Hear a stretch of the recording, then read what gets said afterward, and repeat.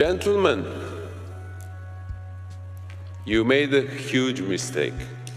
For those, you change your mind.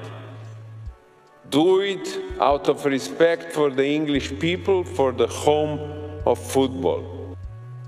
Some will say it is greed,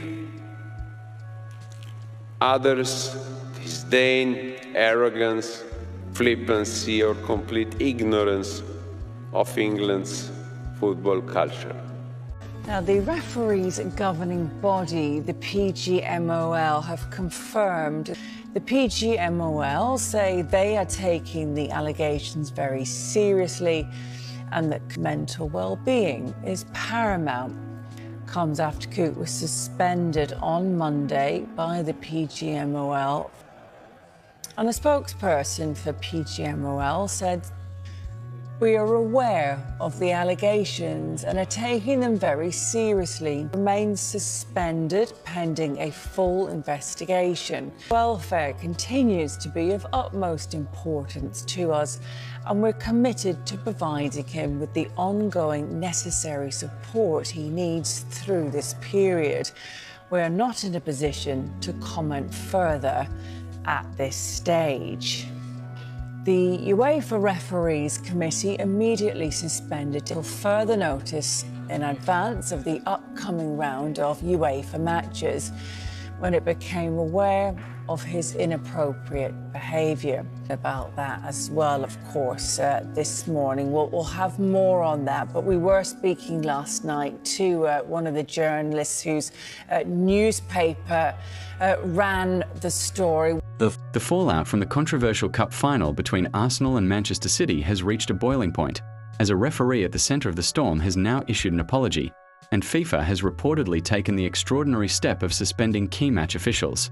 What was meant to be a showcase of elite football has instead turned into one of the most talked about officiating scandals in recent memory, reigniting fierce debates about the reliability and integrity of VAR at the highest level. The match itself had all the ingredients of a classic. Arsenal, chasing silverware and redemption, went toe-to-toe with a dominant Manchester City side known for their tactical precision and relentless control. But as the game unfolded, it wasn't just the players who dictated the narrative. It was the decisions coming from the officials and the VAR room. A series of contentious calls, most notably a denied penalty and a disallowed goal, left Arsenal players, staff, and fans in disbelief. At the heart of the controversy was a moment that many are now calling the turning point of the match. Arsenal appeared to have a clear penalty after a challenge in the box, only for VAR to intervene and overturn the on-field decision. Replays seemed to suggest significant contact, enough to justify the initial call, but the review process concluded otherwise. The lack of transparency in how that conclusion was reached only fueled frustration. Things escalated further when Arsenal found the back of the net in what looked like a legitimate goal, only for it to be ruled out after another VAR check. The reasoning behind the decision was, once again, unclear to viewers and analysts alike. Commentators struggled to explain the logic, while former players openly criticized the inconsistency of officiating standards. Social media erupted almost instantly, with fans and pundits accusing the system of failing the very game it was designed to protect. In the aftermath, the referee involved released a statement acknowledging errors in judgment and expressing regret over the decisions that impacted the outcome of the match. While apologies from officials are rare, this one did little to calm the outrage. For many Arsenal supporters, the damage had already been done. A trophy opportunity had slipped away, and no amount of retrospective accountability could change that. FIFA's reported decision to suspend the officials involved marks a significant and unusual escalation. It signals a recognition of the severity of the situation and an attempt to restore credibility. However, it also raises serious questions about the current state of VAR implementation. If such high-profile errors can occur on one of the biggest stages, what does that say about the system as a whole?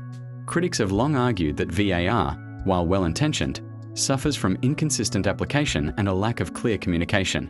This incident has only amplified those concerns.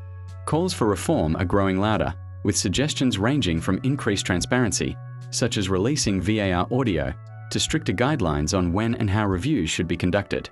Others believe the human element of refereeing is being undermined, creating more confusion rather than clarity. For Arsenal, the sense of injustice will linger.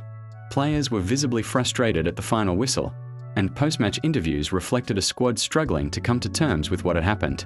The manager stopped short of outright condemnation but made it clear that decisions of such magnitude must be handled better. In matches of this importance, there is simply too much at stake for such errors to occur. Manchester City, meanwhile, find themselves in an awkward position. While they secured the victory, the manner in which it was achieved has somewhat overshadowed their performance. Few would argue that they are not a world-class side, but the controversy has inevitably cast a shadow over the result. As the dust begins to settle, one thing is certain: this incident will have lasting repercussions. Whether it leads to meaningful changes in how VAR is used remains to be seen, but the pressure is now firmly on football's governing bodies to act.